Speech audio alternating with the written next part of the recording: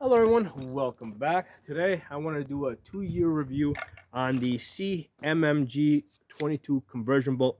I've done previous videos on this, but hey, now I've had it for 2 years, and basically I like it so much that I just got a second one in. Okay, now basically I was where I really wanted I wanted extra magazines. These CMMG magazines are really good.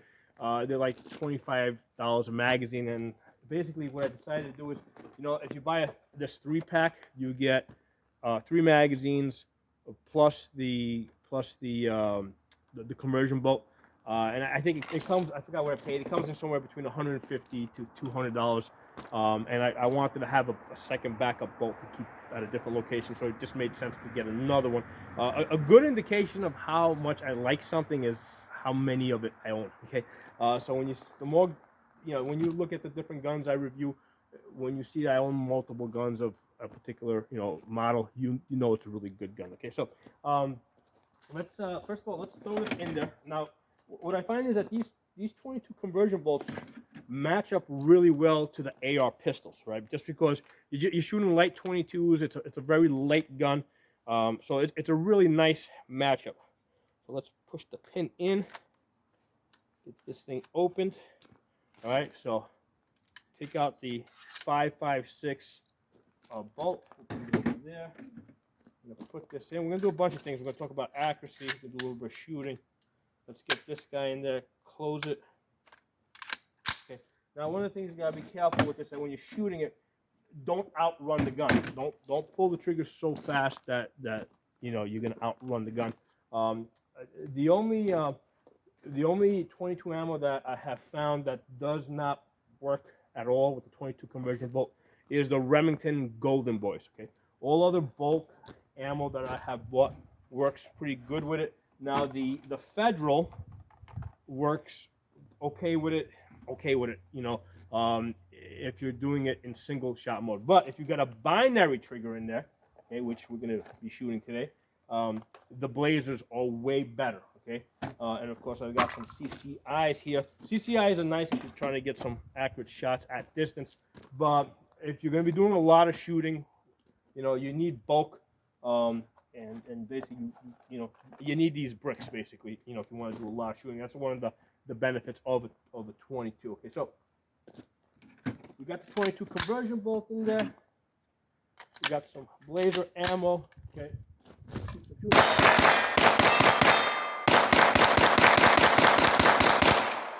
Nice. Okay. So that's single shot mode. All right. And let's put this on the side for a second. Let's get this guy out over here. Okay, this one over here. Okay. Okay, that's a safe mode. That's a single shot mode. That's binary mode. Okay, so binary mode is basically a 2-round burst, right? That's what it feels like to me when I'm shooting it. When you squeeze the trigger, you fire 1 round. When you release it, you fire a 2nd round.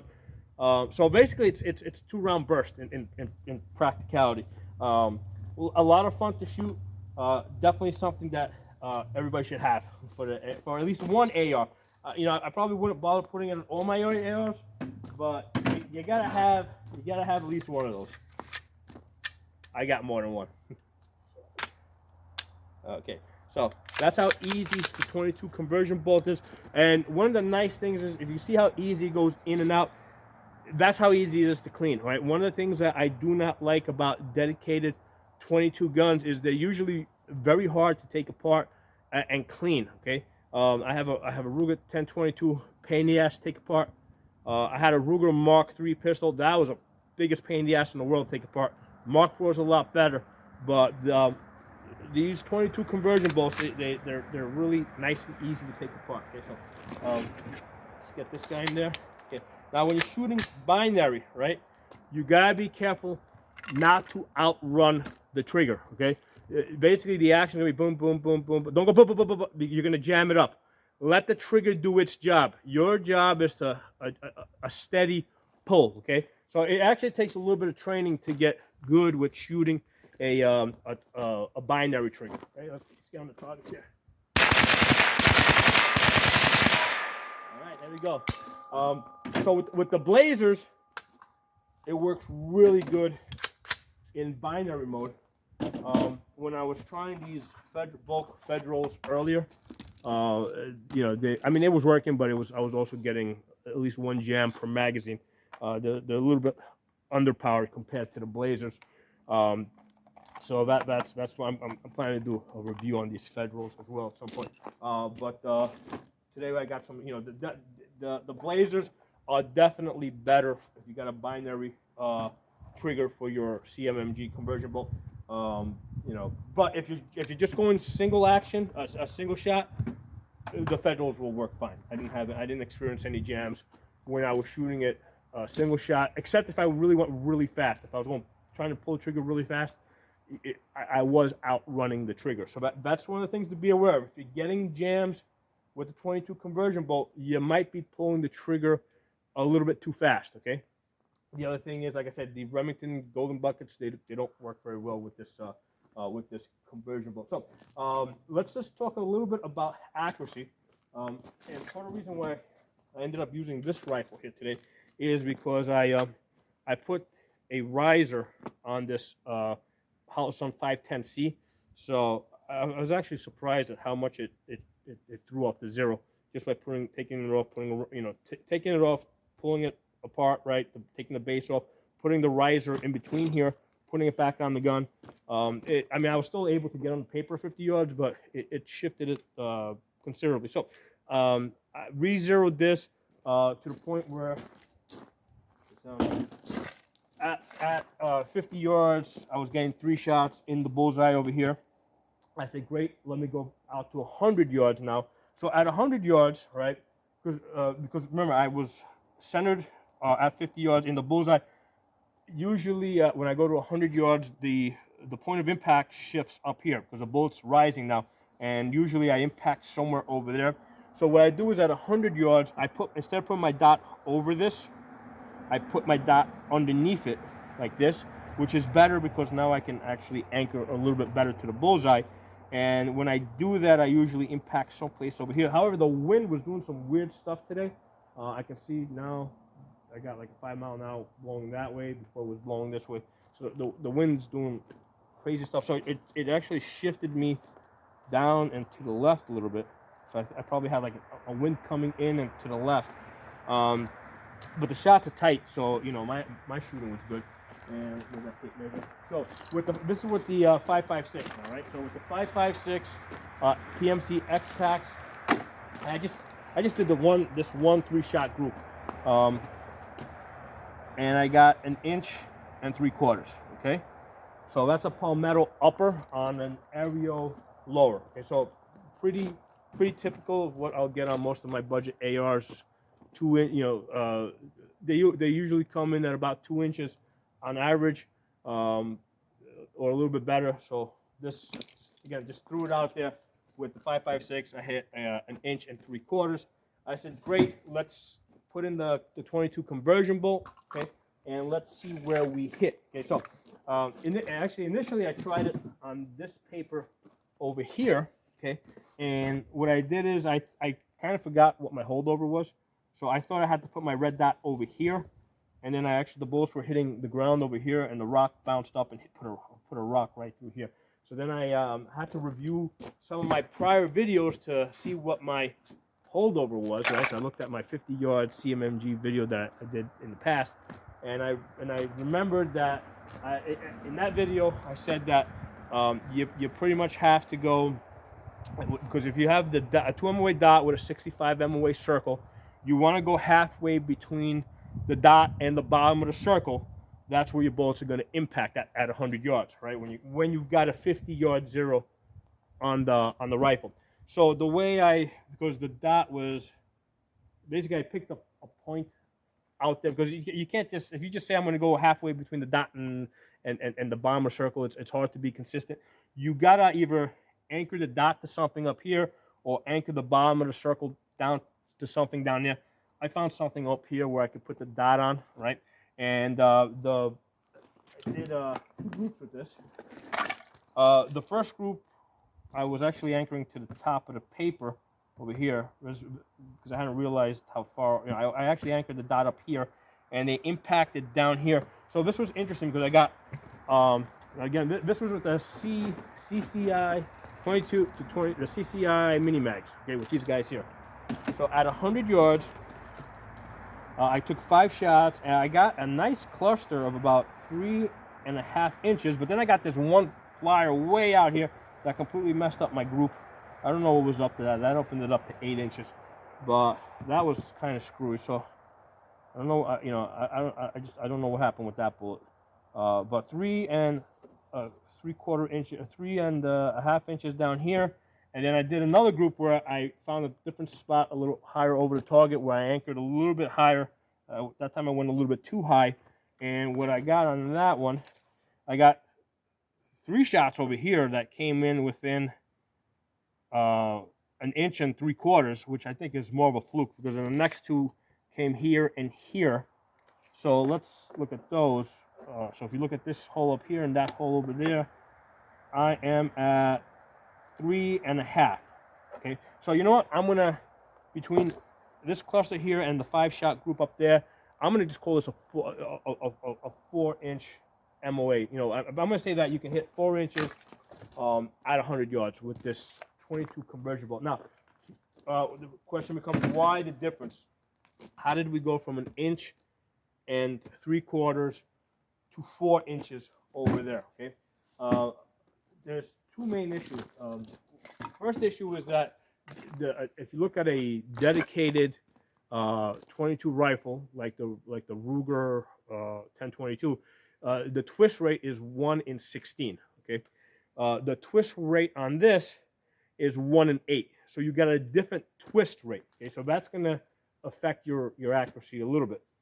And the other thing is that when you've got a, when you put your when you're shooting a 5.56 at this, right, the bullet, when the bullet goes into the chamber, the bullet, when the cartridge goes into the chamber, the bullet's right up against the rifling almost. Not exactly, but it's pretty close to the rifling. With the 22 conversion bolt, so let me get this back out so I can show you guys. Get you out.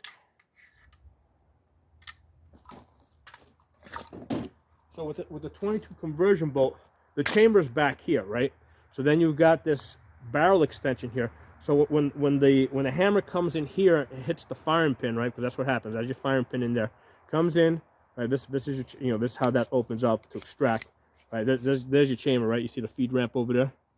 Okay. So when the hammer comes in and hits this, the chamber's here, the cartridge ignites, right? The bullet has to travel about 2 inches before it gets to the rifling of your barrel. Okay. So when it hits that rifling, there's like a little bit of a jolt, okay, as opposed to if you put a 5.56 round in there, when it fires, the bullet doesn't have to travel that far before it gets to the rifling, and that's one of those things that can affect accuracy. And if you know, it's one of those things that reloaders try to get perfect, right? If they're trying to get, like, create really super accurate ammunition, they try to make it so that they seat the bullet so that when they chamber it, it is basically almost touching the rifling. Okay, so the fact that the 22 has to travel about 2 inches before it gets to the rifling is going to affect this. Now, the other thing is that even though the 5.56 and the 22 long rifle are about 22% of an inch in diameter, there's a tiny, tiny difference.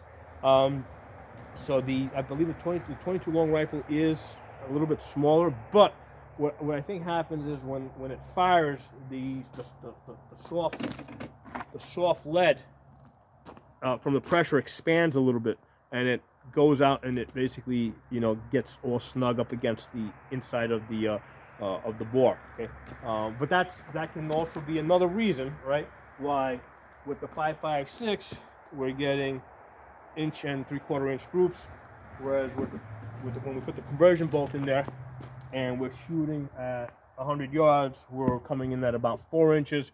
You know, some days, let's just say between 4 and 5 inches. Okay. Now, the good thing there is when I shoot the Ruger 1022, it does about the same. Okay, it might be a little bit better. I've done a video on that where you guys can look it up. On the day that I was testing the CMMG 22 conversion bolt, and the Ruger 1022 side by side. On that particular day, the Ruger 1022 was getting 4 inches. The CMMG conversion bolt was getting 5 inches. Okay, now, today the CMMG is coming in close to 4 inches, and maybe slightly better. So it's enough to say that, hey, it's pretty close. It's shooting pretty close to what a dedicated 22 rifle would be shooting. Okay, so again, that's the reason why I have 2 of these. Now, another thing that's worth mentioning, that's this one over here. This is the first one because this is the dirtier one. I've had this for 2 years. About a month ago, I went to clean it, took it apart, and I saw that the firing pin spring had broken. Right, the back like quarter of the firing pin spring, there's a little spring inside, had broken. The conversion bolt was still functioning, was still working fine. What I did is I took a picture of it. Took a picture of the together the spring with the conversion bolt, and I sent an email to CMMG, and I gave them my name and address in the email, and I said the spring broke, please replace it. Okay, and here's the thing, they don't know who I am because when I sent that into them, I used my formal name. I don't use my formal name in the videos that I do, so they had no way of knowing that who I was and that I do video reviews and that kind of stuff. And what they did, they sent me back 2 firing pins and 3 springs. Okay, so 1 spring went into the gun to replace the broken one, and now I've got 2 spare firing pins and 2 spare springs, and that's what I want from a gun company as far as customer service, right? First of all, I didn't have to get on the phone with them and wait, go through this telephone tree and talking to different people. Okay, I got an email address. I sent them a picture of the broken part, okay, that I obviously own, right, because they can see it in the picture. Send them a picture of the part, gave them my address, and then the next email response that I get back is, we're shipping it out to you. That is perfect customer service. I don't own any other CMMG products. Well, actually, I shouldn't say that. I do own some accessories, but I don't own any other CMMG firearms.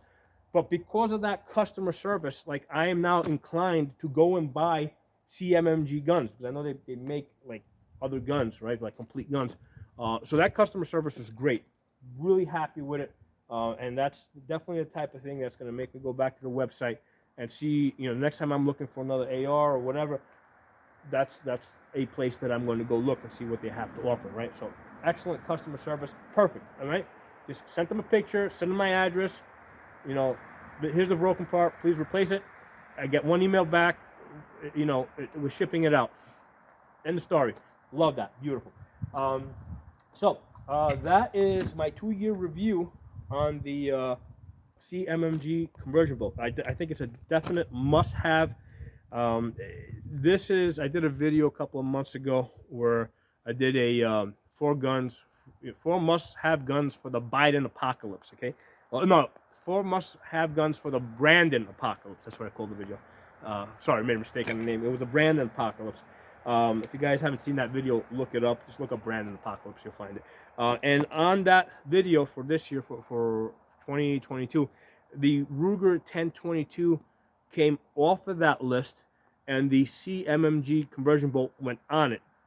And the reason why I did is, first of all, it's really good. It gets good accuracy, and you can basically throw this into any 5.56 AR that you have. And here's the thing: you might say, well, why not have a dedicated 5.56 and a dedicated Ruger 1022, right? Well, here's the thing: obviously, I'm not throwing out the Ruger 1022 that I have. I'm keeping that. But as far as new people coming into the game that don't have a Ruger, a dedicated 1022, do you tell them to get a conversion bolt, or do I tell them to buy a dedicated rifle? Well, it makes a lot more sense for me to tell them to get a 22 conversion bolt. First of all, the groupings are pretty tight, right? They're almost as good, right? It's a lot easier to clean this, all right, than taking apart most dedicated semi-automatic 22 rifles. I should have said that earlier, right? Because a bolt action 22 rifles, easy to clean. But most dedicated semi-automatic 22 rifles are a pain in the ass to take apart. So it's a lot easier to take apart. And then the benefit is, here's the thing: if you buy, let's say you have one AR, one 5.56 AR, and one dedicated 10/22. Okay, wait. Now you got one of each, right? But if you get, oops, close it, close that. Okay, so if you buy two 5.56 ARs, right? So now you got two guns that can shoot 5.56, but now you also have two guns that can take the 22 conversion bolts, right? So in like my case, I have two 22 conversion bolts, so both these guns can shoot 22 long rifle. So to me, that makes a lot more sense. It makes a lot more sense to get the 22 conversion bolt and to buy another AR, right? If you want to have a dedicated 22 rifle, then fine, get another AR, take the bolt out of that, put this one in there, right? And then, but if you want to shoot it in 5.56, you can just put the other 5.56 bolt in there, right? You can always, you can always take this and put in there. However, in the instructions, CMMG does say not to leave this in there. They recommend that you take it out. I don't know the details of why, but that's what they recommend. Now, one of the things to be aware of, if you do shoot like thousands and thousands of rounds of 22, like I do, some of the residue from the 22 long rifle starts getting caught up in your gas tube. Okay, so what you want to do is after a couple of 1,000, 2,000 rounds, if you're going to shoot that much, shoot a couple of rounds of 5.56, because that's going to flush out your gas tube. Okay, so don't let it build up to the point where that really becomes an issue. At least every 1,000 or 2,000 rounds.